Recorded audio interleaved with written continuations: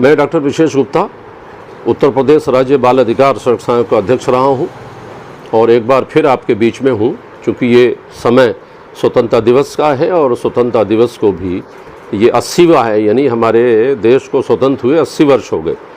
इसका सीधा तात्पर्य यह है कि हमारी स्वतंत्रता भी बहुत प्रौढ़ हुई है और इसके साथ में लोकतंत्र भी मजबूत हुआ है। 80 वर्षों में देश ने बहुत प्रगति की है, लोकतंत्र भी मजबूत हुआ है। अब हमारे सामने जो सबसे बड़ी समस्या है इस राष्ट्र के विकास की है।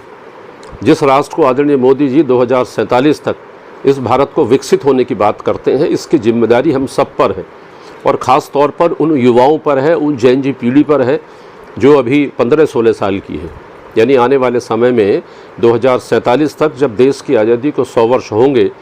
उस समय ये जो पीढ़ी है वर्तमान की, जिसको जेन जी के नाम से हम पुकार रहे हैं, भारतीय संस्कृति में हम इसे युवा पीढ़ी कहते रहे हैं, ये लगभग 40 साल की होगी। तो अब हम सब का उत्तरदायित्व है, क्योंकि ये देश युवा देश है और सबसे बड़ी आबादी आज यहाँ युवाओं की है। तो हमें युवाओं की बात करनी ज़्यादा बेहतर है कि युवाओं से किस प्रकार से संवाद बढ़े,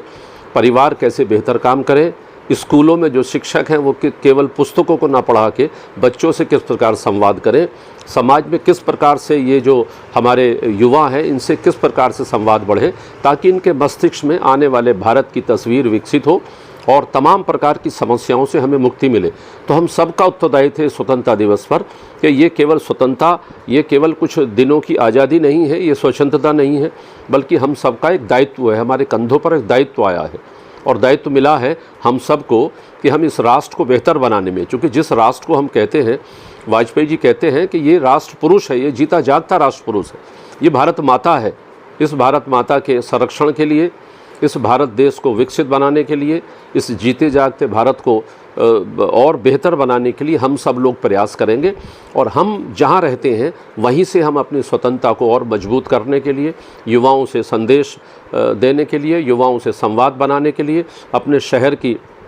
नागरिकों का कर्तव्य निभाते हुए, इस प्रदेश का एक बढ़िया सदस्य होते हुए, इस राष्ट्र का नागरिक होते हुए हम सब लोगों को ये प्रयास करना है कि ये हमारी स्वतंत्रता, जो स्वप्न हमारे